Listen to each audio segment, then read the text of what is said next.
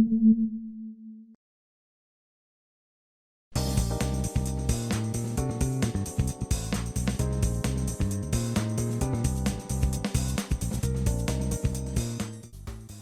everybody, what's going on? Your host LovelyCheesePizza here. Welcome back to Let's Play some more Gran Turismo 3, the ultimate driving simulator. And in the last episode, what we were able to do is we were able to knock out, in large, the Alteza race here, except for that disgusting blemish on the last one. We went to the Seattle circuit, and like we were in position on the second lap to overtake the guy that was in first place and be able to start to kind of sort of run away with the race a little bit. But going around that first hairpin turn, we went around that thing, and we were able to kind of undercut the guy in first, and then we just got slammed into by like 3 other cars, and then our car stalled into the wall, and then we just fucked it up. So ended up ruining the whole thing, had our worst finish that we've had so far in the entire game, and now I have to redeem myself, you know, after the fact. So I'm really hoping that we don't do that this time, because I really don't want to have to come back here again. But we were able at least to, you know, win the cup, and we were able to get our prize money, and when it came down to getting a prize vehicle for our efforts, we got a Toyota Celica. Not another Alteza, because, you know, that would be the natural prize to get. They seem to be very, very up in giving you the same prize car of the one that you were driving in the challenge, but no. Oh no, why would we get another Alteza for having to raise our little goddamn hearts out for an extra long time? Instead, hey, let's just award them with a fucking Toyota Celica. Yeah, oh goody. And not even like one of the like newer model Celicas. They gave us the GT4 one that, while I do like the body style better of it as compared to the other one, I just it's really not what I was hoping for out of the deal. I was hoping to get another Alteza that we could, you know, sell for a nicer chunk of money that we could, you know, later put towards, you know, souping up another car. But if there was any type of consolation that we got out of it, is that we didn't have to go out and spend about $16,000 on another car. So, I mean, at least there is that. And it certainly could have been much worse. Okay, I really have to figure out how to go through that turn, because I cannot figure out for the life of me how to do that sequence. We've not really had one quality time of going through that. Without having, you know, all the other cars just make up a ton of space. But we do have a little bit of a buffer now, and this is good. This is very good. Oh, boy, that was close. Okay. Now, if we can get through this one turn here, I'm feeling pretty confident about our abilities for the rest of the race. As long as I don't do anything stupid, this thing should be the pearl inside of the oyster that we can, you know, complete our necklace with, instead of having to, you know, drop little driblets of semen on people in order to create a weird biological pearl necklace, which is totally disgusting and probably impossible. I feel like the sexual pearl necklace is not a possible thing to do scientifically, unless you have like the perfect consistency. This is going to get disgusting, by the way, as if we weren't already there. Unless you have like the perfect consistency, B, the perfect aim, and C, the ability to be able to stop and start at your own leisure enough to be able to make an entire necklace across someone's fucking neck. Like, that's ridiculous. That is an insane thing. that is not even possible. So, like you know, I would be interested to see if that has ever been successfully completed before, and if that's the case, I want to find the guy that pulled it off if he's even still alive, and I want to go shake his hand, but probably with like a rubber glove on with a lot of sanitizer, just because I don't want to shake the hand that's been all over that weird, disgusting, phallic disaster. Oh God. Okay, we still got more than enough space here. It's weird, like we're doing this race in the single sense here, like not in the tournament. And I feel like for some reason doing it this way as opposed to in the tournament makes it so much easier. I don't know why. Like, it's not like we raced a terrible race when we were doing it in the tournament. Like, there were a couple of shitty turns that I took, certainly. But I feel like they made it easier for us, you know, doing it this way as opposed to the other way. I don't know. Maybe I'm just cooking up a nice crock pot full of shit that I'm feeding you all and myself. But hey, we got out of it. We have exactly $69,000, which is hilarious. Like, what are the odds of that you're going to amazingly run into that situation like that? Because fucking 69 is so funny. Okay, let's jump in our Celica here. We'll get into that bad boy, and we'll definitely eliminate the 69,000 hilarity from being on our screen, because we got to go soup this thing up a little bit. Not too much, though. I don't feel like we need to do too much here to this thing in order to give us the tools to our success. So, I say we do probably this one. I want to be able to at least get some type of return on our stuff here. So, turbo kit. Ooh, can't even get that. Can't even get intercoolers. Wow, alright, well. So we gotta do 12,000 though. I feel like that's too much. I feel like we could probably get away with even just this.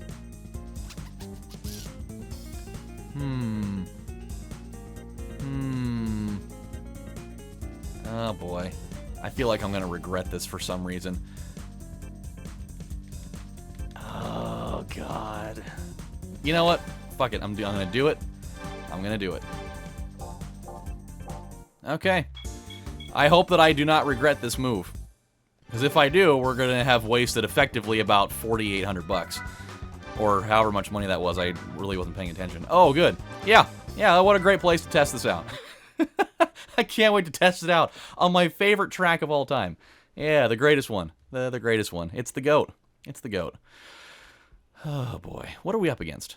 What other cars are here? Lupo Cup Car, Vitz, Demio, Beetle. Oh my god, we should clean house here.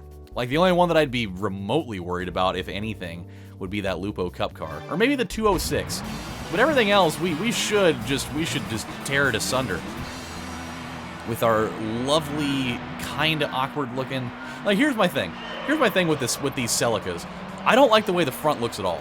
I think the front of it it looks really awkward and weird and kind of sort of like an alien's face. We really got to get into it. I feel like it kind of looks like the aliens from that Resistance game. It was on, it was like one of the launch titles for the PS3. Like, that's kind of what that looks like to me. And Lupo Cup Car is going to be our one challenger here for the most part, it looks like. Like, that's kind of what it looks like to me. And, like, the back of it, I think, is really where it shines to me. Like, the back end of this car is really, I think, where all the appeal is. I love the way that it looks. There's this, I don't know, and I don't even know, I can't even necessarily describe, like, why I like it so much. Like, I like the way that the spoiler looks on, just kind of hugging the curvature of the back end there. Like, I like the way that the tail lights look. I don't know, it's just the way that it's all put together. I just like it, you know. But the rest of the car, not so much. I don't know.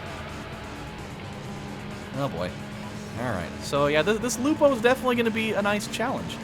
But we do still have more top end speed than him. So, you know, as long as we play a clean race, should be able to, you know, we should be able to kick out his tires from underneath him, chop them all up.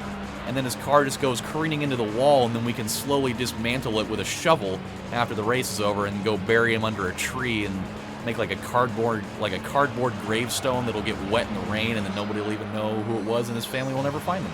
I mean, that's really what it comes down to. as long as we do that correctly, then hey, we get to bury a guy at the end of this race. And I mean, how many of you people out there can effectively say, you know, I went and raced a race, and when it was done, when I won, the guy that came in second, I slashed his tires, cut him off, dismantled the car with a shovel, and then buried the car and the guy that was driving it. I'm not just putting the car in a graveyard. I'm fucking burying the guy too. So not only am I, you know, vandalizing and destroying property, I'm also committing absolute full-on murder with a shovel. I mean, I don't need to kill the guy with a shovel. I'm sure there's probably plenty of other ways I could do it. I could probably, you know, just grab the guy and do like a Mortal Kombat X style, X-ray move where I grab him and, like slam his head into a tree and have the, all of his major vertebrae in his neck just explode like confetti. But I probably won't do that. I think I'd rather do it with a shovel. There's something so endearing about the opportunity of killing somebody with a shovel. Not like I would ever do it in my entire life, because, unless it's like the zombie apocalypse or somebody breaks into my house through the garage and I just so happen to be in there at the very same moment holding a shovel. Oh boy. All right, we gotta pull this off. Just gotta make the last adjustment here, and then we shall be the victor of the race. And there will be hot women following me around because they want a piece of my cash prize because they're assholes. And then I won't give it to them and they'll call me a dick and say they didn't like me anyways, but they did, thus why they were following me. Oh boy. Okay. Well, we got through that successfully. That's nice. Because I was kind of afraid that by me only getting that Stage 1 turbo upgrade that it wasn't going to be nearly enough. I probably should have done the 2 in order to give myself, to have it be ready for the front-wheel drive challenge for the next thing, but I think that by that point, after we finish up the beginner cup, we'll probably do an endurance race. We'll have way more money to play with. And with that, we'll be able to afford better cars. So, Okay, still the same cars, which, again, fills me with joy to the point that we're going to be able to dispatch this thing with so much ease, it's crazy. By the way, I don't even know why this popped into my head at all, but do you know what show I'm really enjoying watching right now? Is the show that's called Black Mirror. I didn't even know that it even existed until probably like a week and a half ago. I don't know if it's like exclusively on Netflix or not, but it is one of the weirdest shows I think I've ever seen. And like I've only seen 2 episodes of it so far. And I think they are such an absolute fucking mind trip. It is insane. But I love it. Like I love those weird kind of like psychological fuck with your brain type of like movies and shows and whatnot. I adore it. And the 2 episodes that I've seen were just like the thing that I love about it is the fact that they're all like things. They're super futuristic, and they're things involving like what can happen when technology kind of like takes over our lives. But they're all things that are like kind of sort of happening already. And so they're like things that while you're watching it and you're like, oh my god, this is crazy. Like there's at least like 5, 6, maybe 7 times an episode where you're like, man, like those things are kind of already happening. Like we're kind of already there. Or like we're not very far away from it. And so that's just like, it does such a good job at like, having that personal relation moment where you're like, oh man, yeah, that's crazy, but I can totally see like where we could be heading towards that. And the 2 episodes that I saw, like I'm not gonna divulge way too far into it for those of you that haven't seen it, just to not spoil anything. But the first one that I watched, and the thing that I also love about the show too, is that they're completely episodic. Like there's no character development really at all. Like there's no correlation between one episode to the next. Like they're all completely different actors. Like there's like no same actors at all in any of these episodes, as far as I know, from what I've heard from my friend Matt, who's seen way more of it than I have. He says that they're all completely different actors, completely different areas that they're setting them in, completely different stuff altogether. And so the first episode that I watched was this guy. He like wakes up. It's basically like this. It's basically like this guy waking up in a room, and he's just got like this super high tech room where, you wake up and you've got like this special alarm clock and like all these ads start playing, and you have to use like these special points to skip the ads. Kind of like not necessarily like YouTube videos, but in order to be able to skip the ads, before you can go and do things, you have to pay like a special fee to make it go away. And like just every single thing that you do costs these special points. Like brushing your teeth costs points, taking a shower costs points, like going and eating food costs points, and just like all of these things. And like everybody has like an avatar that you can customize, kind of like with what we have with things like, you know, the Wii, or, you know, just different online services and whatnot. And like customizing your avatar with, you know, different clothes and things cost points.